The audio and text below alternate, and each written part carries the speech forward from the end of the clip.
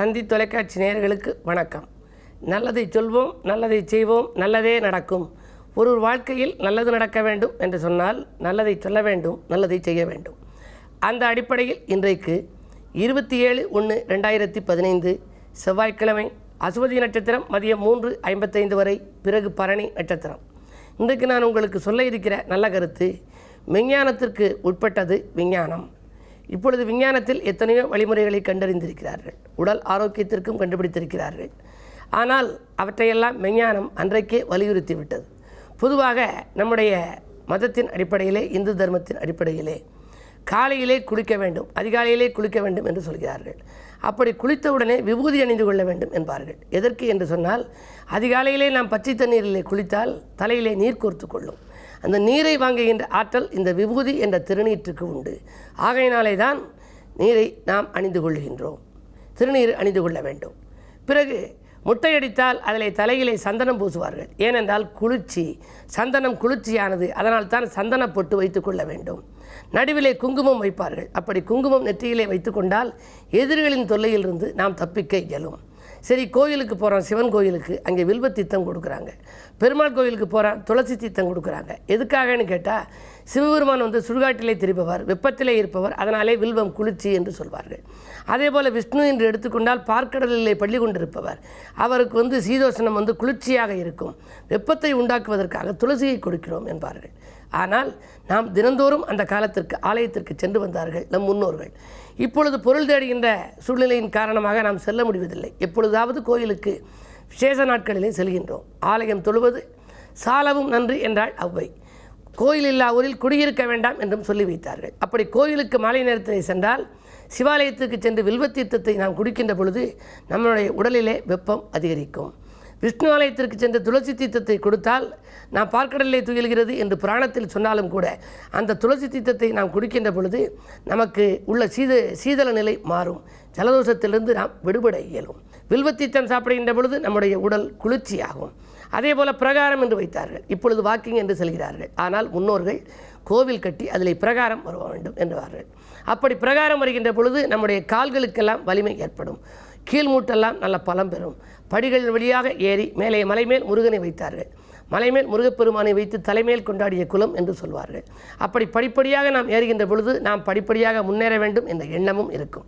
அப்படி படிப்படியாக ஏறுகின்ற பொழுது நம்முடைய காலும் வலிமை பெறும், கீழ் மூட்டுகளுக்கும் வலிமை கிடைக்கும். காது குத்துதல், மூக்கு குத்துதல் என்று வைத்தார்கள். இந்த சம்பிரதாயங்கள் எதற்கு என்று நான் சிந்தித்து பார்த்தேன். அக்குபஞ்சர் முறை என்று இப்பொழுது வந்திருக்கிறது. ஒரு சில நரம்புகளை குத்துகின்ற பொழுது அந்த நரம்புகள் தூண்டப்பட்டு ஆரோக்கியம் சீராகிறது என்று இன்றைக்கு விஞ்ஞானம் வலியுறுத்துகின்றது. இதைத்தான் நம்முடைய முன்னோர்கள் காது குத்து முயற்சி, மூக்கு குத்துவது என்றெல்லாம் வைத்தார்கள். பிரசாதம் என்று கொடுப்பார்கள் கோவிலிலே. அந்த பிரசாதம் கொடுக்கின்ற பொழுது எல்லோரும் சேர்ந்து வாங்குவார்கள். பிரசாதம் என்ற வார்த்தையை பாருங்கள், பிறர் சாதம் என்று கொள்ளலாம். பிறருக்கு நாம் பகிர்ந்தளிக்க வேண்டும் என்று பகிர்ந்துண்ணும் முறையை கூட ஆலயங்களில் கடைப்பிடித்தார்கள். எல்லாவற்றிற்கும் மேலாக ஒரு விழாவை காட்டி இதில் விரதம் என்பார்கள். இன்றைக்கு சஷ்டி விரதம், இன்றைக்கு பிரதோஷ விரதம் என்று சொல்வார்கள். சும்மா சாப்பிடாமல் இரு என்றால் மனிதர்கள் சாப்பிடாமல் இருக்க மாட்டார்கள், எதையாவது ஒன்றை சாப்பிட்டு விடுவார்கள். விரதம் என்று சொன்னால் அதன் மூலம் கடைப்பிடிக்கும் விதத்திலே இருக்கிறார்கள். அப்படி சாப்பிடாமல் இருந்தால் இந்த குடலுக்கு விடுமுறை விடுகின்ற பொழுது அந்த குடல் உறிஞ்சுகள் எல்லாம் ஜீரண சக்தியை நன்றாக வளர்த்து கொள்கின்றன. எனவே இப்படியெல்லாம் விஞ்ஞானத்தை கொடைப்பிடித்து விஞ்ஞானத்தை விஞ்ஞானத்திற்கு உட்பட்டதாக ஆக்கி வைத்தார்கள். விஞ்ஞானம் என்னவெல்லாம் சொல்கிறதோ இதையெல்லாம் அன்றைக்கே விஞ்ஞானம் சொல்லிவிட்டது என்று சொல்லி, எனவே நீங்களும் இன்றைக்கு காலையில் அதிகாலையில் குளித்து ஓசோன் காற்று உடலிலே படுகின்ற விதத்திலே பச்சை தண்ணீரிலே குளிக்க வேண்டும் என்று சொல்கிறார்கள். அப்படி குளித்து விபூதி அணிந்து நீற்றை வாங்குகின்ற ஆற்றல் இந்த திருநீற்றுக்கு உண்டு என்பதால் ஜலதோஷம் உங்களுக்கு பிடித்து கொள்ளாது. சந்தனம் வைத்து கொண்டால் குளிர்ச்சி ஏற்படும். ஒவ்வொரு ஐதீகங்களும், ஒவ்வொரு சடங்கு சம்பிரதாயங்களும் நம்முடைய உடல் ஆரோக்கியத்திற்கும் உள்ளத்தின் ஆரோக்கியத்திற்குமாகவே ஏற்படுத்தப்பட்டதாக இருக்கின்றது. அதை இறைவனை முன்னிறுத்தி அவர்கள் செய்தார்கள் என்ற நல்ல கருத்தை தெரிவித்து இனி இன்றைய ராசி பலன்களை இப்பொழுது உங்களுக்கு வழங்கப் போகின்றேன்.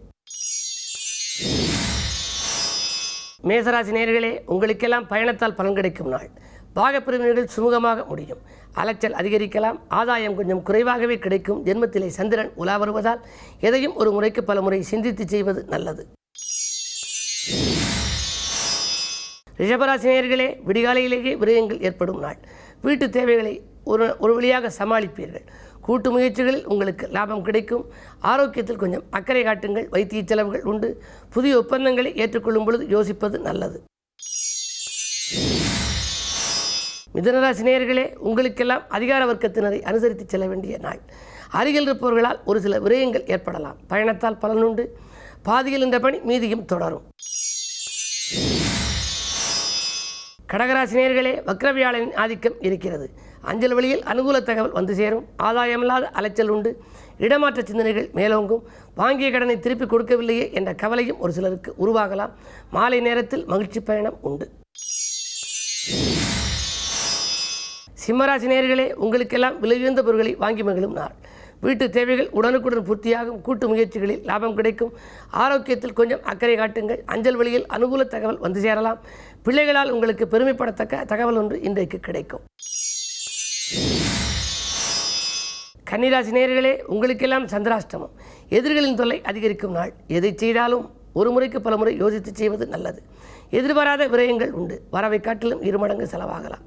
பகையாளிகளின் எண்ணிக்கையை கூட்டிக்கொள்ளாமல் பார்த்துக்கொள்வது உங்கள் புத்திசாலித்தனம். வரவேண்டிய பாக்கிகள் வசூலாவதிலும் தாமதப்படலாம்.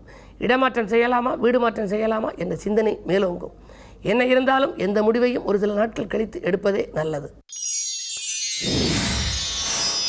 துலாம் ராசி நேயர்களே, விற்ற பூமியால் பிரச்சனைகள் அதிகரிக்கும் நாள். வியாபார நலங்கிறது வெளியூர் பயணங்களை மேற்கொள்ள முன்வருவீர்கள். கடன் சுமை குறையும். குடும்பத்தில் மகிழ்ச்சி கூடுவதற்கான அறிகுறிகள் தென்படுகின்றன. செய்தொழிலில் மாற்று இனத்தவர்களை கூட்டு சேர்த்து கொள்ள முன்வருவீர்கள்.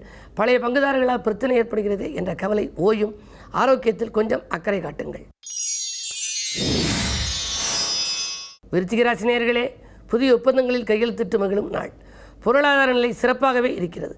பாகப்பிரிவினைகள் சுமூகமாக முடியும். பூர்வீக சொத்து தகராறுகள் அகலும். புதிய சொத்துக்கள் வாங்குவதிலே ஆர்வம் காட்டுவீர்கள்.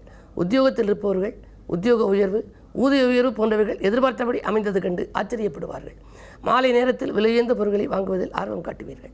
இன்றைக்கு கிழமை செவ்வாய். உங்கள் ராசிநாதன் செவ்வாய். எனவே முருகப்பெருமானை வழிபட்டு முன்னேற்றத்தை வரவழைத்துக் கொள்ளுங்கள். தனுசு ராசி நேயர்களே, உங்களுக்கெல்லாம் ஏற்றுக்கு போட்டியாக இருந்தவர்கள் விலகும் நாள். எதிர்காலத்தை திட்டமிட்டு ஏதேனும் ஒரு புது முயற்சிகள் செய்தால் அதில் உங்களுக்கு வெற்றி கிடைக்கும். குழந்தைகளின் கல்யாண கனவுகள் நனவாகலாம். உதிரி வருமானங்கள் பெருகும். வெளிவட்டார பழக்க வழக்கம் விரிவடையும். இந்த நாள் உங்களுக்கு ஒரு இனிய நாள். மகர ராசி நேயர்களே, உங்களுக்கெல்லாம் உடன் இருப்பவர்களை அனுசரித்து செல்ல வேண்டிய நாள். உற்றார் உறவினரின் பகை அதிகமாகவே இருக்கும். எனவே அவர்களை கொஞ்சம் அனுசரித்து சென்றால் ஆதாயம் கிடைக்கும். புதன் வக்ர இயக்கத்தில் இருப்பது ஒரு வழிக்கு நன்மைதான். உத்தியோகத்தில் பதவி உயர்வுகள், ஊதிய உயர்வுகளை எதிர்பார்த்து காத்திருப்பவர்களுக்கு 6க்கு அதிபதி வக்ர இயக்கத்தில் இருக்கும் பொழுது அது கிடைக்கலாம். கல்யாண பேச்சுகள் கைகூடுவதற்கான அறிகுறிகள் தென்படுகின்றன. வீடு மாற்ற சிந்தனைகள் மேலோங்கும். கும்பராசி நேயர்களே, உங்களுக்கெல்லாம் செவ்வாய் பலம் நன்றாக இருக்கிறது.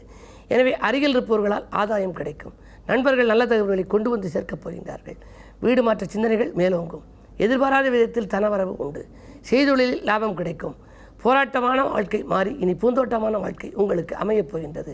புது யுக்திகளை கையாண்டு கடன் சுமையை குறைத்துக் கொள்ளப் போகின்றீர்கள். இந்த நாள் உங்களுக்கு ஒரு இனிய நாள்.